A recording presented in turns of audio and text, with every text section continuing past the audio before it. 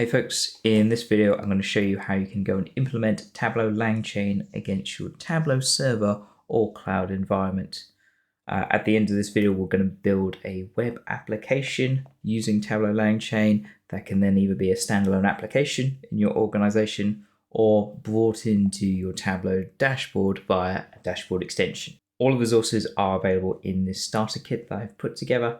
Okay, before I start with this, so this project will take content from your Tableau server and share it with an AI model. Obviously, you may not want to do that for like more sensitive workplace information. So I'd really advise using the Superstore dataset that comes with your Tableau server or Tableau cloud environment. If you're running Tableau server, you will need version 25.1. This is because it requires the VizQL data service API, that integration, to be enabled, which only came in 25.1.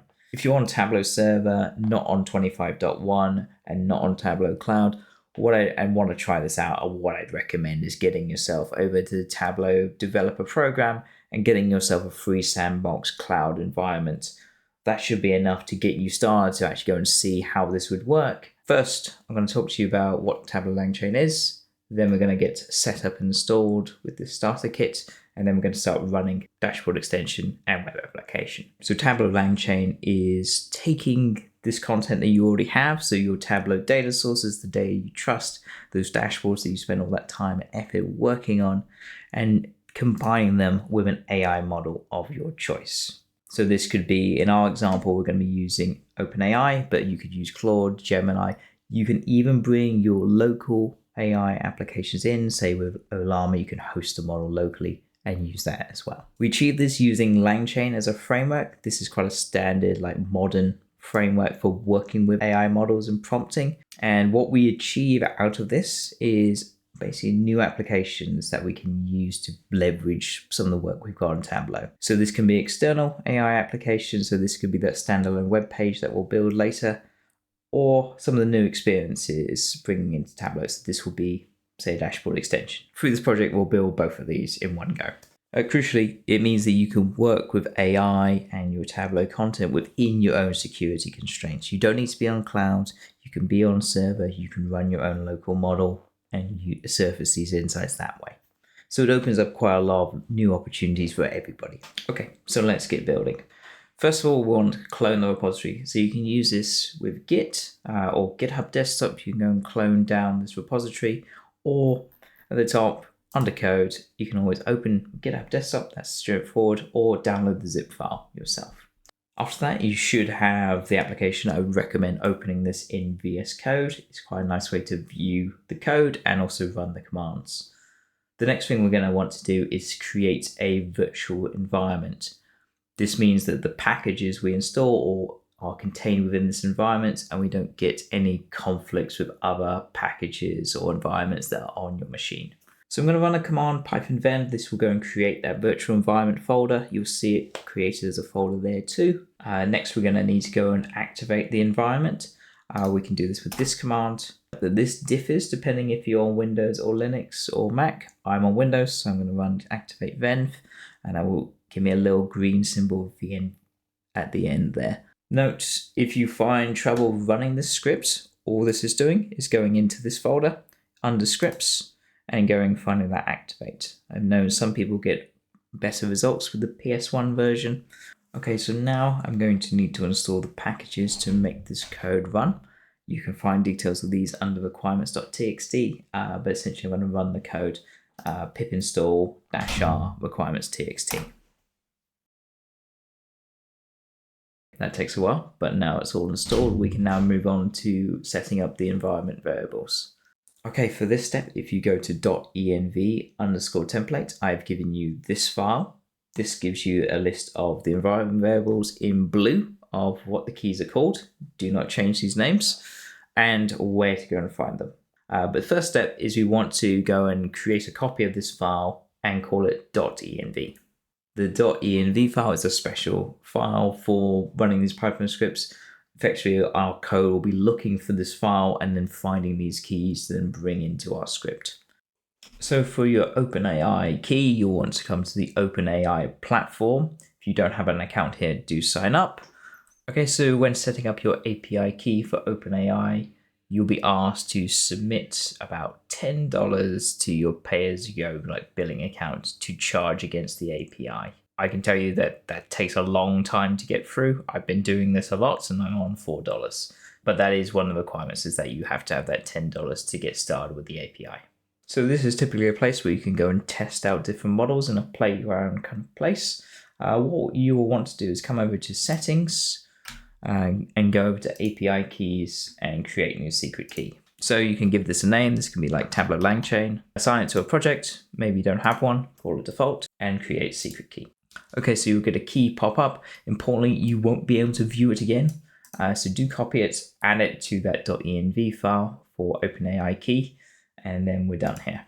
Okay, so you'll see next you'll see some keys asking for LangChain API key, LangChain project.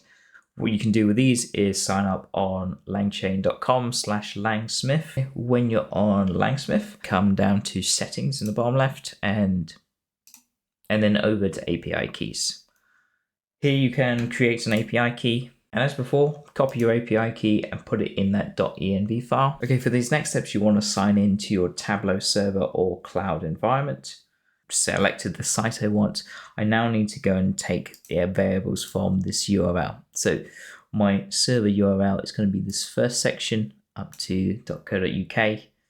Next, I'm on the demonstration site. It's called demonstration, but the element I need is just this part in the URL called demo. So I'm going to take these values, add these to my environment variable file. So next I need to go and create a connected app. To do that, I'm going to go down to settings, go across to connected apps, and then I'm going to go and click new connected app. I'm going to go for direct trust. For this demo, I'm going to give it access to everything, but you can restrict this demo to only one individual projects and specific domains. Okay, so I've created this. What I'm going to need to do is generate a new secret. So now I've created my secret. What I'm going to do is put in my client's ID, my secret ID, and my secret value all into that environment variable script. After you've created your connected app, you'll come back to the main page. One very important point is to enable it. So click the three dots and hit enable, and that will now update, and now that should come through as enabled and should be working. Okay, so when it says Tableau API version, what it means is the REST API version. And this will change depending on your version of server or if you're on Tableau Cloud. Last one is the user. So this will go by the username you have on your site. For your site users, you can always create a new user for this application so you can control a bit better the access to it, but it will just be this username you'll need. Okay, so the last one is finding the Datasource LUID, which is the identifier for the data source you're going to talk to in this application. To do this, you'll come down to external assets. You'll then go over to query metadata in the top, and this will take you to this page, which is the GraphQL interface to the metadata API on your Tableau server or cloud environment. So to find this LUID, I have given you in utilities, I've given you the GraphQL query to go and find the data source LUID. This is this query. So you can copy this. This is in here. So how this will work is it will run across all your sites. And then in published data sources, it will go and search for the name Superstore in there. So any data sources that come up with Superstore as their name. I've updated my filter to find my specific data source name. It is entirely sensitive, so you have to get the name exactly right. And I've been able to find here my LUID. So this is my the value I'm going to need to go and add into my .env file. If you need to search for a particular site, this filter will work on, say, sites. So if I was to filter for the name demo, I would be able to just search the demonstration site. Okay, so we've gone through all that setup. Now we can actually start running the code. Okay, so in the script, what we're doing is these first two elements help us load in those environment variables and call them for where we need them in the code. LangSmith will let us go and have a view of seeing how the AI model is using the tools and working. It's really helpful with debugging, so I highly recommend having that. The LangChain packages are bringing in OpenAI, creating our agent, and then bringing in that Tableau tool. So in this case, to query a data source. I have two utilities files that I'm bringing in from the folder in utilities. So one is a chat function that will just help us print the messages to the screen so you can see what's going on. The other one is one you may want to play around with. This is the prompt for the AI itself. So giving it an identity and giving it its core instructions of what it will do. So in this basic case, it is asking it to use the Tableau query tool, the tool that we're going to be using for us, how it should go about using this, and what type of formats we want coming back from the AI itself. So largely, again, more setup. So we load the environment, we start the client for LangSmith, and then we give it a configuration. This just helps us identify different debugging methods between different files. It just basically adds a name to the debugging method. Then we're going to initialize our tool for querying the data source. So bring in all those environment variables here.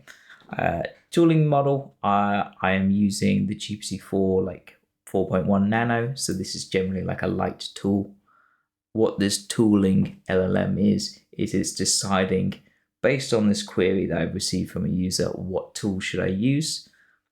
And out of the choice. So we only have one tool for it to use here. So it's either use that tool or don't use it.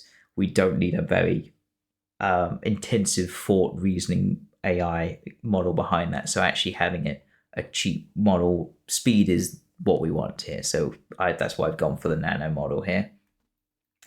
For actually organizing and sharing the prompts and like being the overall person who's going to like see the tool, use the tool, and bring back the response to us, I've gone for the base 4.1 model here. So this is where I've initialized the AI model to go and use this with LangChain. We then initialize this tool. So this is our query tool. This is the tool I've given it. You can give it more than one tool. Obviously, you can give it several tools to go and use. And this is where you can go and actually start chaining together some quite interesting applications. So, for example, go query the data. Actually, instead of just giving it back as text, could you read it to me? Could you turn it into a chart for me? These kind of cool things we could do with the LangChain like community. Lastly, this is where we go and just create this agent. So give it the AI, tell it our tool, give it our tools, give it that system prompt from earlier. What you can change here is your prompt. So I've given a generic prompt based on Superstore showing the top customers by sales. That will then get sent to the AI model, and then we'll see the values come streaming back. Okay, that's the script. So I'm going to go back to my terminal and I'm going to run Python main.py. Okay, there we go. So you should have seen a lot of text come back and forth on the screen, but then eventually we get to our response from the AI model. Let's go and have a look at that now in LangSmith, see how that has worked. So on your LangSmith homepage, you should be able to see the tracing projects down here, or you come over to the left onto tracing projects. If you gave your project a name, it will come up here. So I called mine Tableau LangSmith Demo. Here is the main.py. You can click into this and you'll get this view. So this will tell you what steps were taken by your agent in this case. So what the AI model did, what tools it used, what responses it got, what it did next. So you'll have this kind of response come back. I prefer generally look at it on the waterfall step. This looks, I think, a lot nicer for me as like a viz kind of guy. I get on with this. If you click on these, you'll then get to see what the AI was doing. So this is the system prompts that we were sending in the first stage to ChatGPT saying what we wanted to do. So Agent Superstore, the core instructions of what it's going to do. So on this step, what we're doing is invoking this tool to use. So we're using the simple Datasource QA tool. That's the one we provisioned earlier. That's the only tool it can use. So we can see that it's used this. This is the input it's been given from us. With the tool, it comes with a lot of documentation about what VisQL data service is, how it can use it, elements of the actual data source it can call. So like the column names and any descriptions associated with them, and what then we can see is like the output has been given down here. After doing that, it will go and execute that query, go run the data, get the data coming back. So we can see that here. This tool has a sort of self-healing property to it. So if this query for VisQL data source is incorrect, it will throw an error here. That's the output we'll get. It will then go back into the tool to say, this is the query, this is what the data source was, can you go and fix this to make sure that this works? And it'll try again. So if yours takes a little longer or runs into issues, you can see that happening here. Okay, so we've got the data. It then comes back to the AI model to then go and say, this is what your purpose is, what you're trying to do.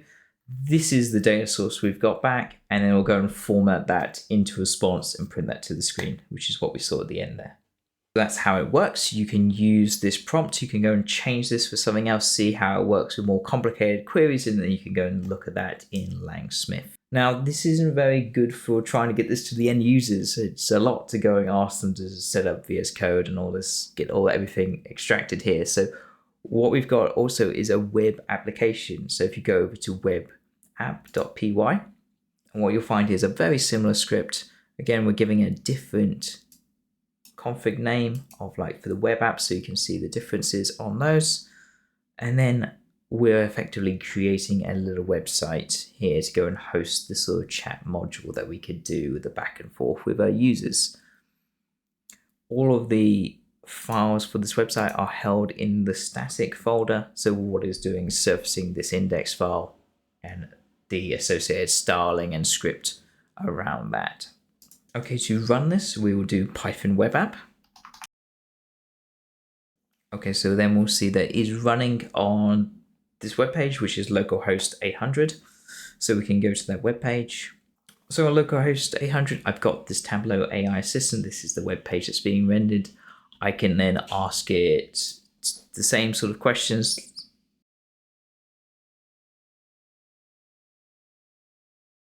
Okay, so I can give it a different query. So what are my top selling products in the West region? Here we go, I've got back that data source. So I haven't got all the chat history coming back like we were on the terminal, but I've just got the response from the AI. And obviously you can go back into Tableau the actual LangSmith, and you can see that come through. So obviously this was a bit more. So this is where we ran the tool. We were asking for a filter as well, and you can now go through and analyze that response as well. So same kind of logging method that we can go and debug. Now this you could then host internally as your own chat with a data source function in your organization, but you can also put this in a dashboard. So in a folder dashboard extension, I've got a Superstore dashboard with this extension that you can then go and add in. Okay, so if you open the Superstore dashboard that comes with the repository, you'll get this allow extension pop up, analytics agent, so localhost index. That's basically the web page that we're hosting at the moment. You need to have that hosted for this extension to work, and click OK. And there we were able to get the same AI assistant alongside your Tableau dashboard. And so how this can work is you will show off some visualization, some data here, but there may not be, say, either the granularity or, say, an aspect of the data that your stakeholder wants to see but can't see with this visualizations, or gets to a point with their analysis and wants to go that step further. This is where the assistant can give them that view of the data. And again, it will just work the same way. So I asked who are my most profitable customers in the East region, and then the tool came back saying there was an error with that in terms of working out profits per orders. And then they asked me a clarifying question of whether I wanted per customer, not per order in the East region from highest to lowest. And I said, yes, let's see total profit per customer. And then I was able to get that output come back to me here. If I ask it questions that aren't in the scope of the Superstore data set, like what is the capital of France, it says, I don't have the information to deal with this, so it can't tell me it's Paris. Which is quite nice in terms of safeguarding, so you know that it's only going to use that tool or not. If you want to, say, go and add a dashboard extension, you will do this in the bottom left in extensions. You'll find extension, you can drag that in here. You will then go down to local extension and then go and navigate to that path of where you can go and find that TRX file. Okay, so there was setting up the query data source tool, going and then putting that into either a web application or a Tableau dashboard. If you'd like to learn more, obviously drop anything you'd like to see in the comments and I'll try and get back to you. If you want to actually get involved in the project itself, go and check out the repo, the Tableau LangChain repo, and there are some notebooks there that will have more detailed guidance on other things you can do, like adding in new tools. Also, you can go and join in with the project itself. So you can join us on Slack via the Data Dev Slack channel, where it's a nice community of Tableau community members and Tableau developers coming together to work on this project and build out new tools. Thanks for watching, and I'll see you again soon. Bye.